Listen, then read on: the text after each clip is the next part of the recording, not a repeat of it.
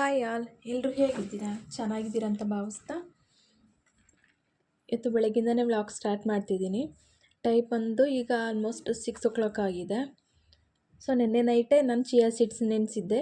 So first 2 spoon chia ಸೀಡ್ಸ್ಗೆ normal ವಾಟರೇ ಹಾಕ್ಕೋತೀನಿ, ನಾನಿಲ್ಲಿ ಬಿಸಿನೀರು ತಗೊಳ್ಳಲ್ಲ. ಸೊ ಚಿಯಾ ಸೀಡ್ಸ್ ತಗೊಂಡು ಹಾಗೆ ಇವತ್ತು ಬ್ರೇಕ್ಫಾಸ್ಟಿಗೆ ಡಾಬಾ ಸ್ಟೈಲ್ ಎಗ್ ಕರಿ ಹಾಗೆ ಕುಕುಂಬರ್ ನೀರು ದೋಸೆ ಮಾಡ್ತಿದ್ದೀನಿ. ಸೊ ಅದಕ್ಕೆ ಮೊಟ್ಟೆ ಬೇಯಿಸೋಕೆ ಇಟ್ಕೊಂಡೆ ಸೈಡಲ್ಲಿ. ಹಾಗೆಯೇ ಟೀ ಮಾಡ್ಕೊಳ್ಳೋಣ ಅಂತೇಳ್ಬಿಟ್ಟು ಟೀ ಮಾಡ್ಕೊಂಡು ಕುಡಿದು ನೆಕ್ಸ್ಟು ಬ್ರೇಕ್ಫಾಸ್ಟ್ ರೆಡಿ ಮಾಡ್ಕೋತಾ ಇದ್ದೀನಿ. ಮೊಟ್ಟೆ ಎಲ್ಲ ಬೇಯಕ್ಕಿಟ್ಮೇಲೆ ಇಲ್ಲಿ ನೀರು ದೋಸೆಗೆ ಫಸ್ಟ್ ನಾನು ರೆಡಿ ಮಾಡ್ಕೋತಾ ಇದ್ದೀನಿ. 1 ಗ್ಲಾಸ್ ಅಕ್ಕಿ ನೈಟೇ ನೆನೆಸಿಟ್ಟಿದ್ದೆ. 1 ಗ್ಲಾಸ್ ಆಗೋ ಅಕ್ಕಿಗೆ ಇಲ್ಲಿ ಮೀಡಿಯಮ್ ಸೈಜ್ ಒಂದು ಸೌತೆಕಾಯಿ ತೊಗೊಂಡಿದ್ದೀನಿ. ಸೊ ಈ ಸಮ್ಮರಲ್ಲಂತೂ ಸೌತೆಕಾಯಿ ಬಳಸ್ಕೊಂಡು ನಾವು ನೀರು ದೋಸೆ ಮಾಡಿದ್ರೆ ರಿಫ್ರೆಶಿಂಗ್ ಆಗಿರುತ್ತೆ ಅಂತಲೇ ಹೇಳ್ಬೋದು.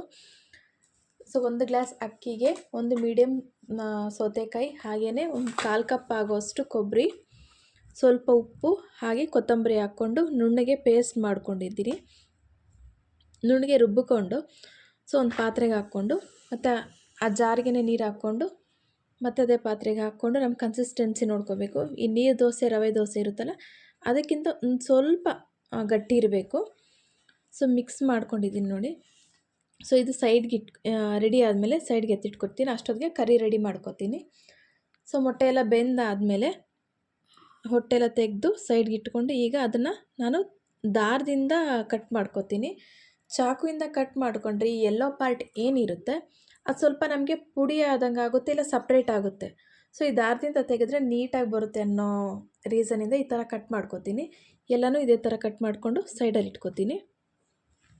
ಈಗ ಒಂದು ಜಾರ್ ತಗೊಂಡು ಅದಕ್ಕೆ ಮೆಣಸು 1 ಸ್ಪೂನ್, ಸೋಂಪು ನನ್ನ ಹತ್ರ ಸೋಂಪು ಪುಡಿನೇ ಇತ್ತು, ಅದಕ್ಕೆ ಒಂದು ಅರ್ಧ ಸ್ಪೂನ್ ಸೋಂಪು ಪುಡಿ, ಹಾಗೆ 1 ಸ್ಪೂನ್ ಧನಿಯಾ, ಹಾಗೆ ಒಂದು ಅರ್ಧ ಸ್ಪೂನ್ ಜೀರಿಗೆ, ಇವೆಲ್ಲನೂ ಹಾಕ್ಕೊಂಡು ನೀಟಾಗಿ ಗ್ರೈಂಡ್ ಮಾಡ್ಕೋಬೇಕು. ನುಣ್ಣಗೆ ಪುಡಿ ಆಗುತ್ತೆ. ಇದನ್ನು ಒಂದು ಸೈಡಲ್ಲಿ ತೆಗೆದಿಟ್ಟು ಈಗ ಅದೇ ಜಾರಿಗೆ ಮೀಡಿಯಮ್ ಸೈಜ್ 3 ಟೊಮೆಟೊ, ದೊಡ್ಡದಿದ್ರೆ 2 ಸಾಕು, ಸಣ್ಣದಾದರೆ 3 ತಗೊಂಡಿದ್ದೀನಿ. ಹಾಗೆ 4 ಹಸಿಮೆಣಸಿನಕಾಯಿ, ಸ್ವಲ್ಪ ಪುದೀನ, ಸ್ವಲ್ಪ ಕೊತ್ತಂಬರಿ, ಹಾಗೆ ಗೋಡಂಬಿ 8ರಿಂದ 10 ಗೋಡಂಬಿ, ಒಂದು 1/4 ಗಂಟೆ ನೆನೆಸಿಟ್ಕೊಂಡಿದ್ದೆ ಗೋಡಂಬಿ, ಹಾಗೆ 2 ಸ್ಪೂನ್ ಆಗೋಷ್ಟು ಮೊಸರು, ಸ್ವಲ್ಪ ಉಪ್ಪು ಹಾಕ್ಕೊಂಡು ಪೇಸ್ಟ್ ಮಾಡ್ಕೋಬೇಕು. ಈಗ ಒಂದು ಪ್ಯಾನ್ ಇಟ್ಕೊಂಡು ಅದಕ್ಕೆ ಬೆಣ್ಣೆ ಇಲ್ಲ ಎಣ್ಣೆ ಹಾಕ್ಕೊಂಡು ಮೊಟ್ಟೆ ಏನಿದೆ ಕಟ್ ಮಾಡ್ಕೊಂಡಿರೋದು ಅದು ಉಲ್ಟಾ ಭಾಗ ಹಾಕ್ಕೊಂಡು ಅದಕ್ಕೆ ಸ್ವಲ್ಪ ಅರಿಶಿಣ, ಸ್ವಲ್ಪ ಖಾರದ ಪುಡಿ, ಹಾಗೆ ನಾವು ಪೌಡರ್ ಮಾಡಿ ಇಟ್ಕೊಂಡಿದ್ದೀವಿ ಅಲ್ವಾ ಮಸಾಲ, ಆ ಮಸಾಲ ಒಂದು ಅರ್ಧ ಸ್ಪೂನ್, ಸ್ವಲ್ಪ ಉಪ್ಪು, ಈರುಳ್ಳಿ, ಹಾಗೆ ಸ್ವಲ್ಪ ಕೊತ್ತಂಬರಿ, ಹಾಗೆ ಸ್ವಲ್ಪ ಕರಿಬೇವು ಹಾಕ್ಕೊಂಡು ಮಿಕ್ಸ್ ಮಾಡ್ಕೋಬೇಕು. ಲೈಟಾಗಿ ಮಿಕ್ಸ್ ಮಾಡಿಕೊಂಡು ನೆಕ್ಸ್ಟ್ ಈ ಮೊಟ್ಟೆ ಪೀಸಸ್ ಏನಿರುತ್ತೆ ಉಲ್ಟಾ ತಿರ್ಗಿಸ್ಕೋಬೇಕು. ಸೊ ಎಲ್ಲ ಪೀಸಸ್ ಅದೇ ರೀತಿ ಉಲ್ಟಾ ತಿರ್ಗಿಸ್ಕೋತೀನಿ.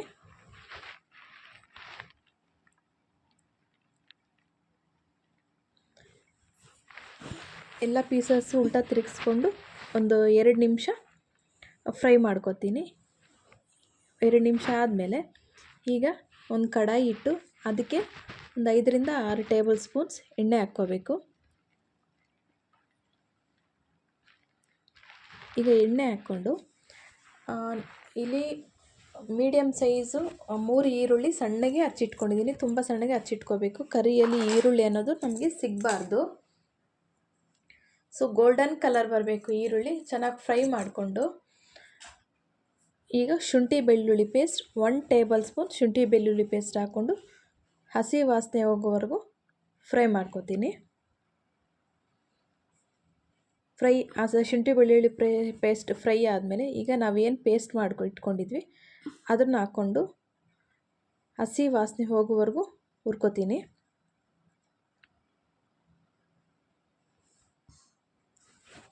ಅದು ಎಣ್ಣೆ ನಮಗೆ ಮೇಲೆ ತೇಲಿ ಬರುತ್ತೆ, ಆವಾಗ ಇದು ರೆಡಿ ಆಗಿದೆ ಅಂತ ಗೊತ್ತಾಗುತ್ತೆ. ಸೊ ಈ ಟೈಮಲ್ಲಿ ಸ್ವಲ್ಪ ಉಪ್ಪು, ಸ್ವಲ್ಪ ಅರಿಶಿಣ, ಸ್ವಲ್ಪ ಗರಂ ಮಸಾಲ, ಹಾಗೆ ನಾವು ಪೌಡರ್ ಮಾಡಿ ಇಟ್ಕೊಂಡಿದ್ವಲ್ಲ ಮಸಾಲ ಪೌಡರ್, ಅದು ಪೂರ್ತಿ ಹಾಕಿ ಮಿಕ್ಸ್ ಮಾಡ್ಕೋಬೇಕು. ಹಾಗೆ ಮಿಕ್ಸ್ ಮಾಡ್ತಾ ಮಾಡ್ತಾ ಕಲರ್ ಚೇಂಜ್ ಆಗುತ್ತೆ, ಹಾಗೆ ಎಣ್ಣೆ ನಮಗೆ ಮೇಲೆ ತೇಲುತ್ತೆ. ಸೊ ಈ ಟೈಮಲ್ಲಿ 1 ಕಪ್ ಆಗೋಷ್ಟು ನೀರು ಹಾಕ್ಕೋಬೇಕು. ಕನ್ಸಿಸ್ಟೆನ್ಸಿ ನೋಡ್ಕೊಳ್ಳಿ, ನಿಮ್ಗೆ ಯಾವ ಕನ್ಸಿಸ್ಟೆನ್ಸಿ ಬೇಕು ಅನ್ನೋದು ರೀತಿ ನೀರು ಹಾಕ್ಕೋಬೇಕು. ನೀರು ಹಾಕ್ಕೊಂಡು ಮಿಕ್ಸ್ ಮಾಡ್ತಾ ಈಗ ಪ್ಲೇಟ್ ಕ್ಲೋಸ್ ಮಾಡಿ ಒಂದು 5 ನಿಮಿಷ ಕುದಿಯೋಕ್ಕೆ ಬಿಡ್ತೀನಿ. ನೋಡಿ ಈಗ ಕುದೀತಾ ಇದೆ. ಈಗ ಇದು ರೆಡಿ ಆಗಿದೆ.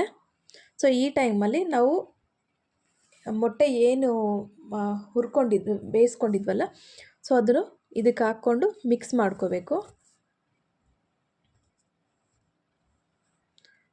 ಒಂದ್ಸರಿ ನೀಟಾಗಿ ಮಿಕ್ಸ್ ಮಾಡಿ 1-2 ನಿಮಿಷ ಬಿಟ್ಟರೆ ಸಾಕಾಗುತ್ತೆ ಇದು. ಹಾಗೆ ಈಗ ಸ್ಟವ್ ಆಫ್ ಮಾಡಿ ಮೇಲೆ ಕೊತ್ತಂಬರಿ ಹಾಕ್ಕೊಂಡ್ರೆ ತುಂಬಾ ಟೇಸ್ಟಿಯಾದಂತಹ ಎಗ್ ಕರಿ ರೆಡಿಯಾಗಿದೆ.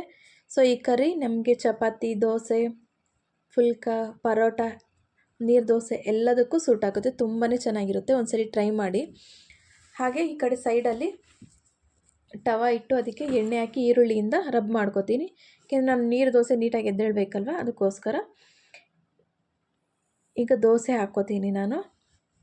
ದೋಸೆ ಹಾಕ್ಕೊಂಡು ಅದ್ರ ಮೇಲೆ ಸ್ವಲ್ಪ ಎಣ್ಣೆ ಹಾಕ್ಕೊಂಡ್ರೆ ಅದೇ ನೀಟಾಗಿ ಎದ್ದೇಳುತ್ತೆ, ನಾವೇನು ಕಷ್ಟಪಡೋ ಅಷ್ಟೇ ಇಲ್ಲ.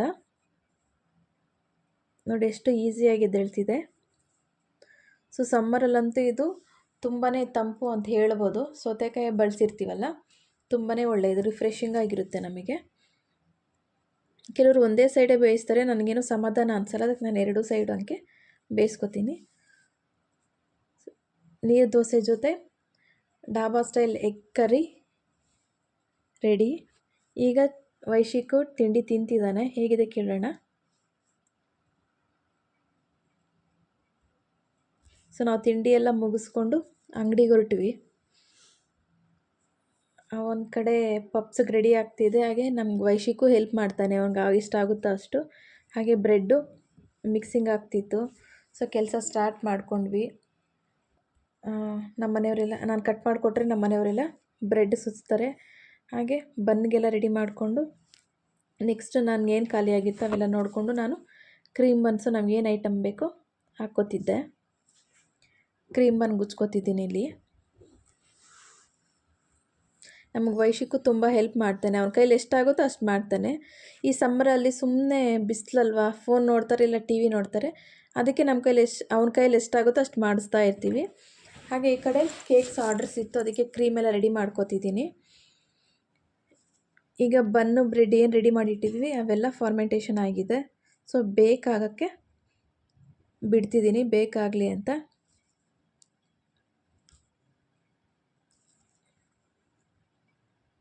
ಸೊ ಟೈಮೆಲ್ಲ ಸೆಟ್ ಮಾಡಿ ಬಂದೆ. ಸೊ ಅಷ್ಟೊತ್ತಿಗೆ ನಮ್ಮ ಮನೆಯವರು ಬಂದರು. ಸೊ ನಂದು ಏನೇನು ಕೇಕ್ ಇತ್ತು ಮಾಡೋದೆಲ್ಲ ಕೆಲಸ ಏನಿತ್ತೆಲ್ಲ ಮುಗಿಸ್ಕೊಂಡು ಮನೆಗೆ ಬಂದ್ವಿ. ಸೊ ಇಲ್ಲಿ ಫ್ರೆಶ್ ಅಪ್ ಎಲ್ಲ ಆಗಿ ವೈಶಿಕಿಗೆ ಹಾಲು ಕೊಟ್ಟು ನಾನು ಸ್ವಲ್ಪ ಕಾಫಿ ಮಾಡ್ಕೊಂಡು ಕುಡಿದು ಹಾಗೆ ಕೂತ್ಕೊಂಡು ಮಾತಾಡ್ಕೊಂಡಿದ್ವಿ. ಸೊ ಇವತ್ತಿನ ವ್ಲಾಗ್ ಇಲ್ಲೇ ಎಂಡ್ ಮಾಡ್ತಿದ್ದೀನಿ. ಸೊ ಈ ವ್ಲಾಗ್ ಹೇಗಿದೆ ಅಂತ ಕಾಮೆಂಟ್ ಮಾಡಿ, ಒಂದು ಲೈಕ್ ಮಾಡಿ, ಹಾಗೆ ಸಬ್ಸ್ಕ್ರೈಬ್ ಮಾಡಿ ಅಂತ ಹೇಳ್ತಾ, ಥ್ಯಾಂಕ್ ಯು ಫಾರ್ ವಾಚಿಂಗ್.